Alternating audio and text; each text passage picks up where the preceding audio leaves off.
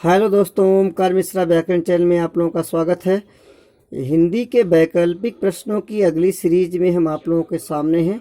आज प्रश्नों को ध्यान दें, आज बहुत ही महत्वपूर्ण प्रश्न रखे जाएंगे और हिंदी साहित्य के प्रश्न हैं, कुछ टिपिकल भी हैं जो परीक्षा उपयोगी हैं।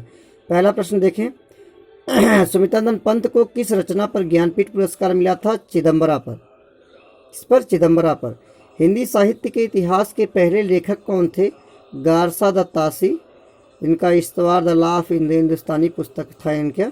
हिंदी साहित्य के इतिहास के पहले लेखक हैं। इनमें से स्वयंभू की रचना है पौमचरी।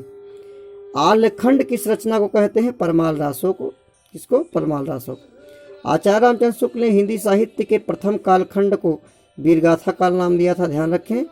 प्रथम कालखंड को वीरगाथा काल। और चारण काल नाम जॉर्ज गैरसन ने दिया था। सिद्ध सामंत काल राहुल संस्कृत्यायन ने, आदिकाल हजारी प्रसाद द्विवेदी ने। मृगावती रचना इनमें से कौन है? मृगावती के रचयिता कुदबन है। कौन है? कुदबन है। हरिया हर्कुलिस की कहानी के लेखक कौन है? मनोहर श्याम जोशी। कैदी और कोकिला कविता माखनलाल चतुर्वेदी ने लिखा है। उत्तर कबीर की रचना जो है केदारनाथ सिंह ने लिखा था उत्तर कबीर को। दूसरी परंपरा की खोज रचना डॉक्टर नामवर सिंह ने लिखा था। निम्नलिखित में से सुमेलित कीजिए सही को। जैसे विभत्स का देखिए स्थायी भाव जुगुप्सा, अद्भुत का विस्मय, करुणा का शोक है स्थायी भाव, और शांत का निर्वेद है। इस प्रकार से इसका ऑप्शन नंबर पहला सही है। ऑप्शन नंबर पहला सही है। अष्टछाप के संस्थापक का नाम क्या है? विट्ठलनाथ है। और बघेली किस उपभाषा वर्ग की बोली है? तो ये पूर्वी हिंदी के अंतर्गत आती है। बघेली पूर्वी हिंदी की बोली है। हिंदी दिवस कब मनाया जाता है? 14 सितंबर को। ध्यान रखें, 14 सितंबर को हिंदी दिवस मनाया जाता है। कौन सी कृति रामविलास शर्मा की नहीं है? इसमें देखें, निराला की साहित्य साधना है, कार्ल मार्क्स भाषा और समाज है, महावीर प्रसाद द्विवेदी हिंदी नवजागरण है। यही नहीं है। कार्ल मार्क्स कला और साहित्य चिंतन, ये नहीं है। ये पुस्तक इन्होंने नहीं लिखा। पहला गिरमिटिया उपन्यास ये गिरिराज किशोर ने लिखा है। ये गांधी जी के जीवन पर आधारित है। मुझे चाँद चाहिए, इस उपन्यास को लिखा है सुरेंद्र वर्मा ने। इसकी नायिका थी वर्षा वशिष्ठ। कौन थी? वर्षा वशिष्ठ।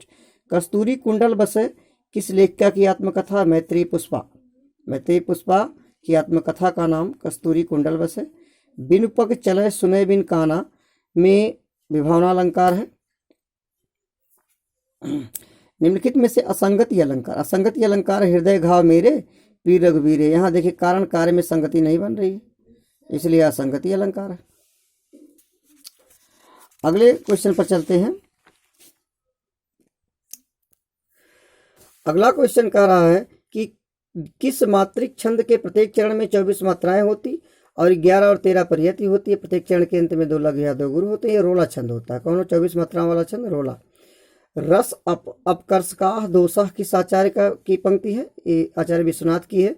साहित्य दर्पण में लिखी गई है। साहित्य दर्पण की पुस्तक का नाम था। राधव गीध गोध करिलीनो और नयन सरोज स्नेह सलिल सुचि मन अरग जलदीनो।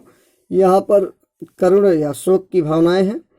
भगवान राम द्वारा गिद्ध को अपने गोद में लेकर रोने की बात है, इसलिए करुण रस है। रीतिकाल का वह कवि कौन सा है जिसने वीर रस में कविता लिखी है? भूषण ने। रीतिकाल को अलंकृत काल किसने कहा था? मिश्र बंधु ने। और श्रृंगार काल विश्वनाथ प्रसाद मिश्र ने कहा था। हिंदी साहित्य का वैज्ञानिक इतिहास किसने लिखा है? हिंदी साहित्य का वैज्ञानिक इतिहास गणपत चंद्र गुप्त ने लिखा। वैज्ञानिक इतिहास गणपत चंद्र गुप्त ने लिखा है। और आलोचनात्मक इतिहास रामकुमार वर्मा ने लिखा। चंद्रधर शर्मा गुलेरी की कहानी इनमें से कौन सी है? चंद्रधर शर्मा गुलेरी की कहानी है उसने कहा था। अंधा युग नाट्य रूप किसका है? गीत नाट्य के रूप में माना जाता है। काव्य प्रकाश रचना आचार्य मम्मट ने लिखा है। नाट्य शास्त्र भरत मुनि ने। रसगंगाधर पंडित राज जगन्नाथ ने लिखा है।